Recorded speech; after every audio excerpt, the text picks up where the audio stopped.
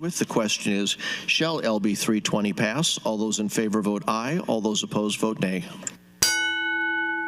Nebraska lawmakers answering that question with a resounding yes. The bill they just sent to Governor Jim Pillen's desk is meant to crack down on human trafficking. LB 320 creates a task force to study how prevalent human trafficking is in Nebraska. The task force would also study how it's advertised.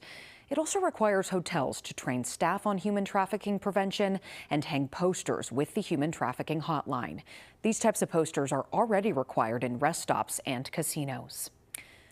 More than 100